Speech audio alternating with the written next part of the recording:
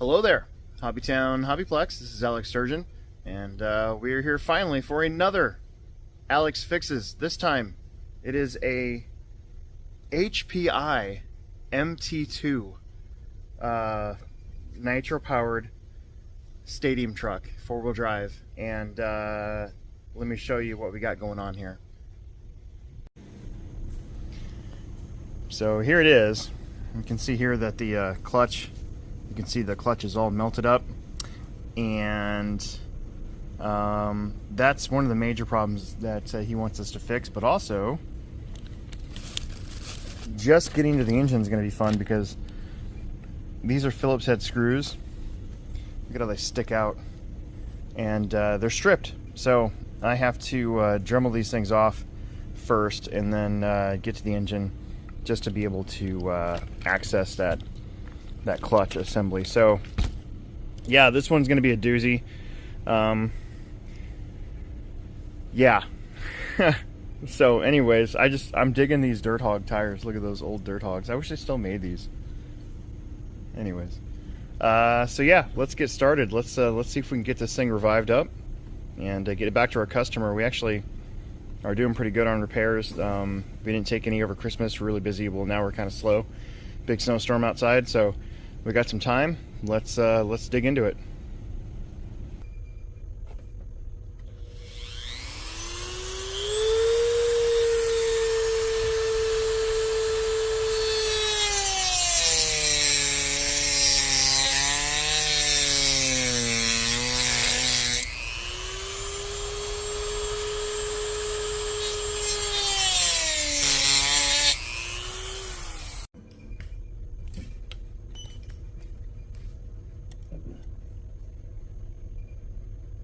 There we go. All right.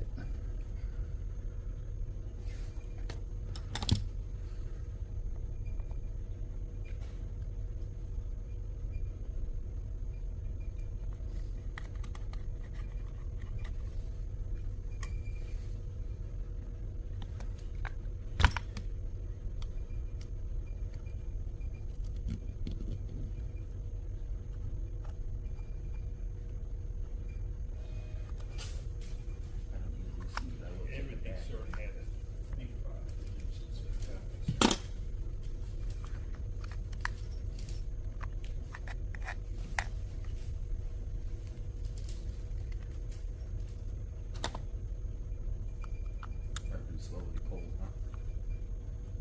Fingers are slow. No, the business. Oh, actually, just a little bit. You'd be surprised. Yesterday. There we go. Good. Saturday we had a regional race All right. there. It was about 80. All right, so here's your melted clutch. We're going to take this off, and we're going to try to replace it with the Traxxas one. So we'll see if that'll work or not.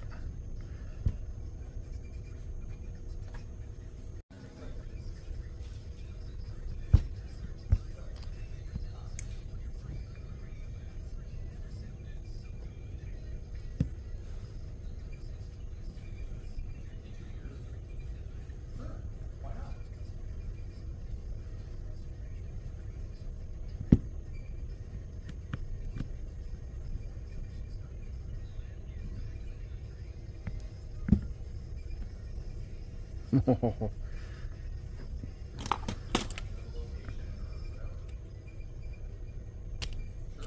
we go.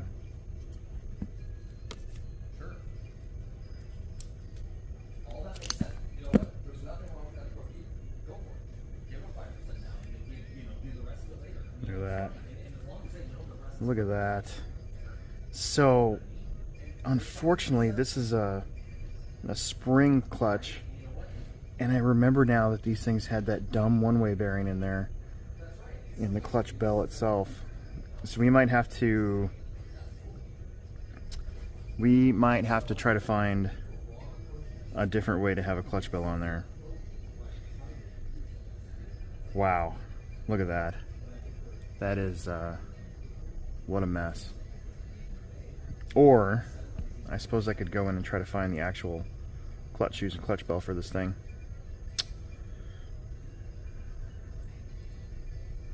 Well, we'll see what we can do. All right, so here's the issue we have. We have a long discontinued RC car with a very proprietary flywheel.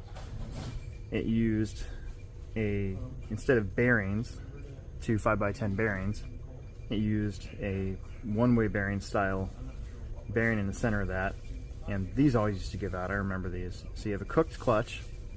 You can't really reuse this clutch bell. So what we're going to try to do is make a Traxxas clutch, part number 4146, work along with a Traxxas clutch bell, the smallest ones I could find. So this is a 13, that's a 14, so we will have to move the engine around, but that's not a big deal.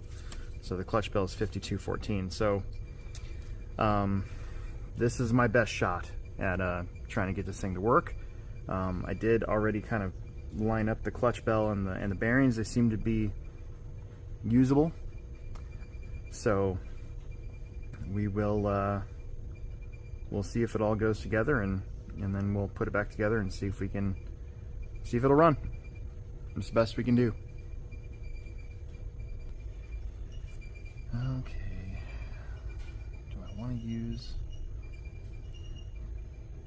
It'd be easier to use one that I already used, but.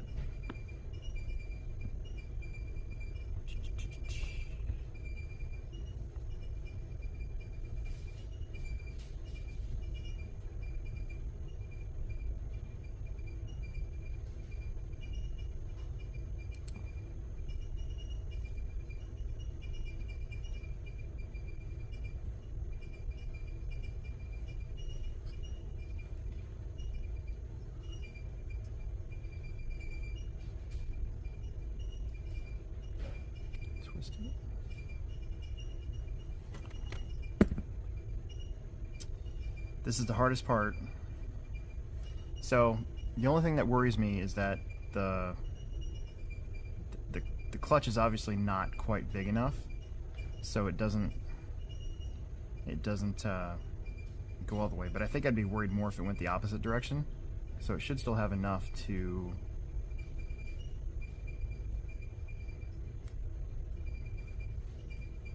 spin.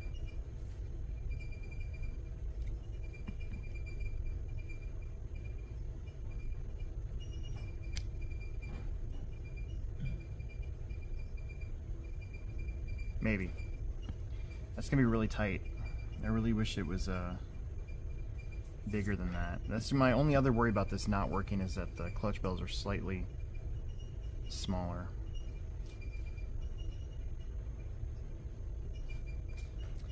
We'll have to go with it. Okay. See if I remember how to do this. It's been a while. Might even be easier to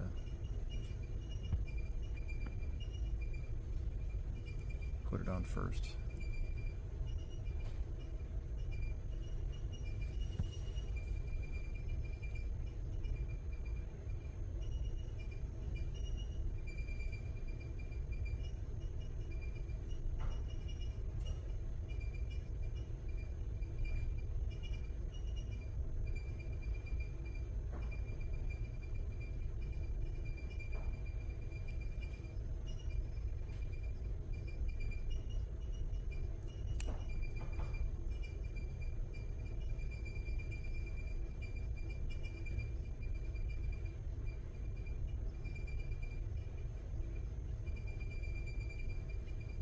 Go.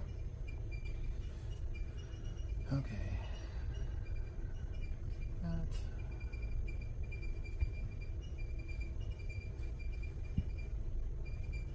And then we gotta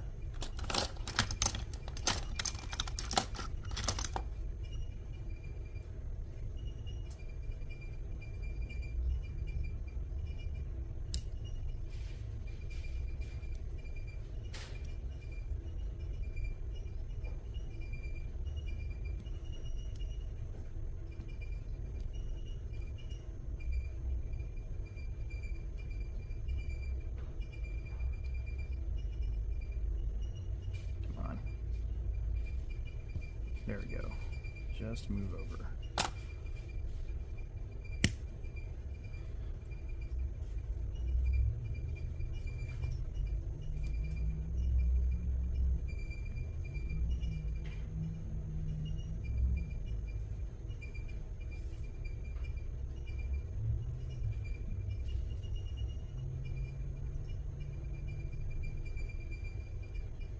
Well, that is definitely not going to work, because now that it's on there like it's supposed to, it is definitely rubbing this clutch bell. We need to find a bigger clutch bell, so I'll do some more searching. Back to the parts wall. Okay, so now we've got our Traxxas clutch shoes in there, and the Traxxas clutch bell just wasn't going to work because it was too small. So it was basically rubbing. You know, these are meant to be close together so that they're spread apart like that. I was worried it might rub the clutch bell. So I went and searched around. We actually have a ProTech 13 tooth clutch bell for a 3-shoe clutch. And if you look here, they're essentially the same size. So this is, as circumference wise, is a little wider, and then I just wanted to make sure that the pitch was the same, and it appears to be the same. Pitch might actually be a little different. This might be a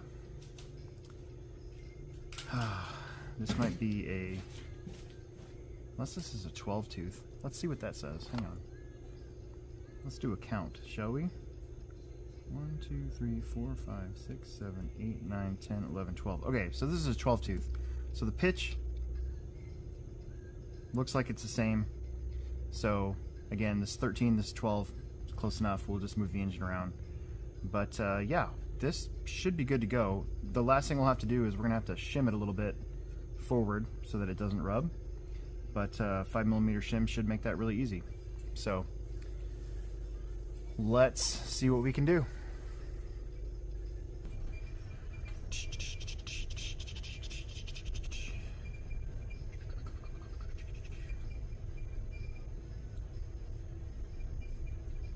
So when you're shimming a clutch, you basically just want the clutch to spin free. You don't want to rub up against anything. And let's see with this. Like that. Pretty much like that. Gotta leave enough room here for the screw to go on to hold it in place. It can wiggle back and forth a little bit if you got the room, but the main thing is if you didn't put the clutch shims in there, then what happens is it hits the back of the clutch bell. See that? And it won't spin free, and then that's how you get a lot of flame outs if your clutch is not shimmed quite right. And that goes for everything. You know, Traxxas engines are pretty straightforward. They use those little Teflon washers, and if you just follow the instructions, usually they're free enough, but you definitely don't want that. You got to have this clutch bell actually spin free. So show you once again, just 2 shims. Looks like it's all it's going to take. And press back, you can see it doesn't rub anything, and it spins free. So we should be good. We're gonna put this back on here. A little dab of thread lock wouldn't hurt, but I don't think I have any at the moment, so we'll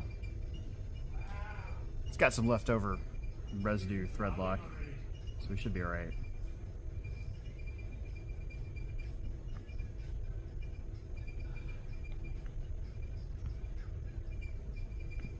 And then once you get this down, you got to check it again just to make sure it'll spin.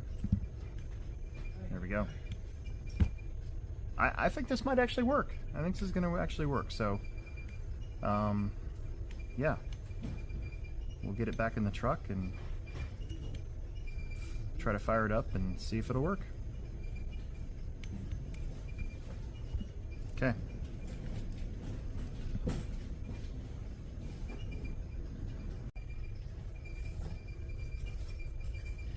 Okay, so before we put this engine back on, he's got two, this was part of the problem getting this engine off in the first place, is he has two screws that are broken off, actually. So I want to make this whole motor mount usable, so we're going to take those off real fast. And normally we do want to do this with vice grips, but since I don't have any, just a big honking pair of pliers.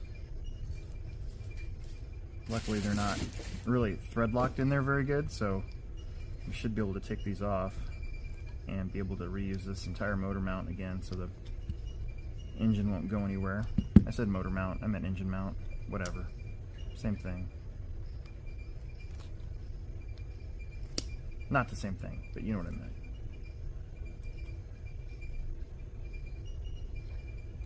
Just do it that way.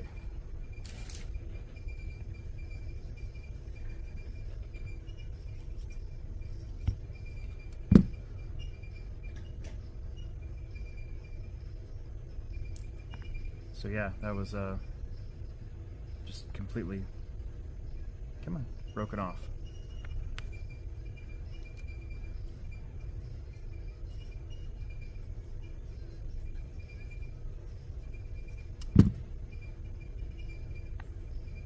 There's two. All right, let's get this thing on the truck.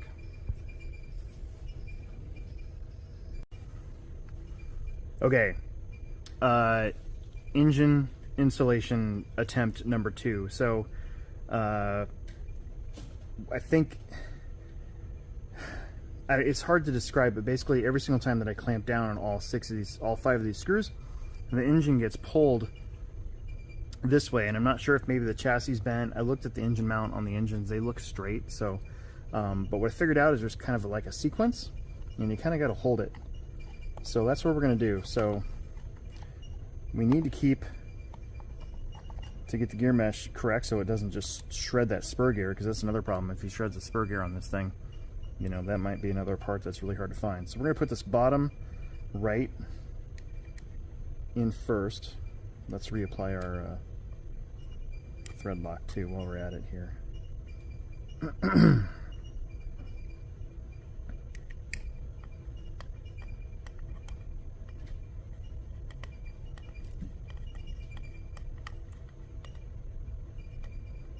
Okay, and you can see how I'm kind of like pressing up and out, so I try to keep this as free, because if it's too tight, you know, you're going to shred spur gears, you're going to shred, just things are going to be bad, right? So that's kind of what we want, is right there. This screw is the next one, the middle one.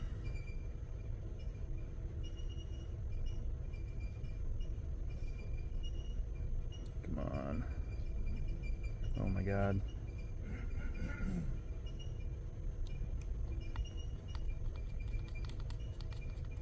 And again, I'm kind of pulling it out every single attempt here, because we want that to be free.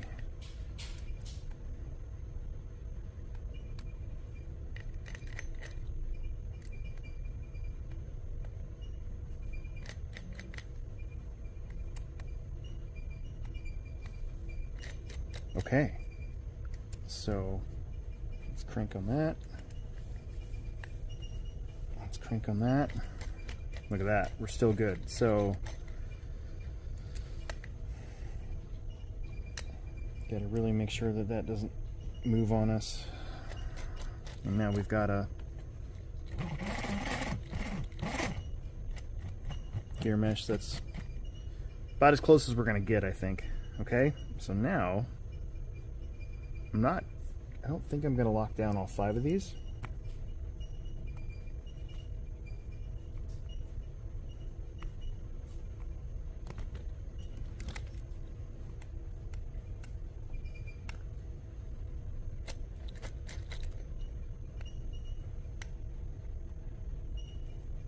Make sure I don't strip that, that would be bad.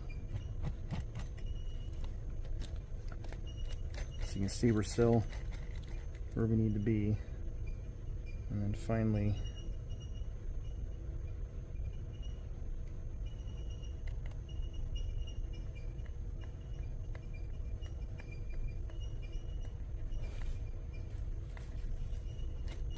There we go. Okay.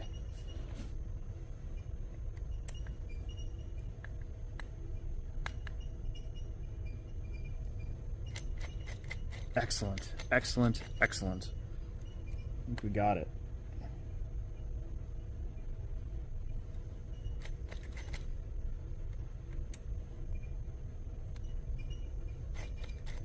I'm just going to leave that one open. I don't think it's going to hurt anything. And all right, MT-2, the clutch is in, and gear mesh is set, all that good stuff. So now I need to get this thing to actually run. Interesting thing here on the fuel tank is the primer is gone. So I'm probably just going to cover that up with JB weld. These old type engines, they had this little primer, this push pin primer, that you could push fuel up into the fuel line, get to the carburetor, and it's gone. So we need to seal that. That's a big air leak. And then we're going to run fuel line, pressure fuel line from the fuel tank to the pipe. And then we're going to take a look at his linkage and make sure that that's going to work good. This actually has these little tabs that go in there with little finger things, so they go like that. That holds that in, so we'll get that in there. Still a lot to do for this guy before we try to fire it up. Just going to try to clean it up, and again, we got to fix that missing pressure line on the fuel tank. So we're going to continue on. This is a good one.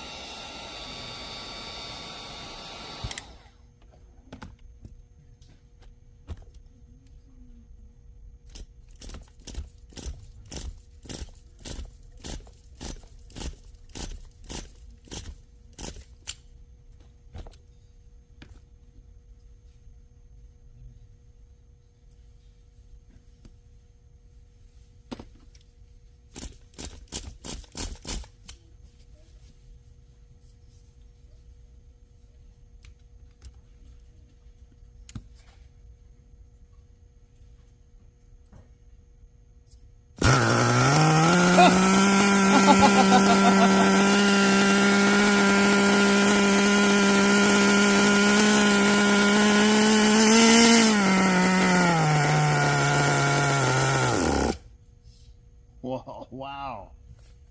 Let's go. That's surprising.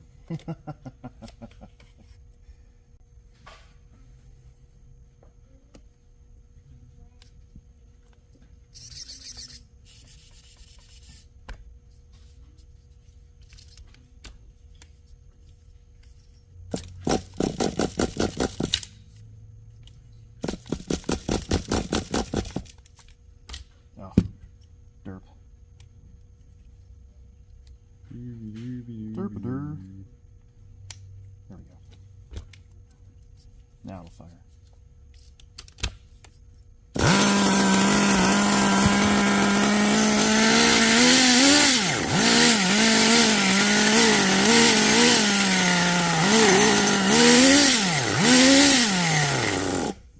Well, good news and bad news. This just rattled off for no reason. The thing works. That's awesome.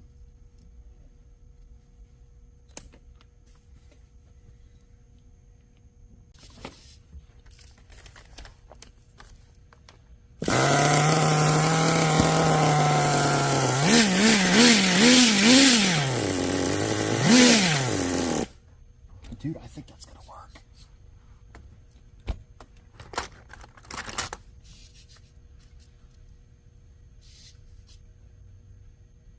Yeah. Because now all of a sudden it has the idle stop's actually working like it's supposed to. So I think this thing was not supposed to be where it was at.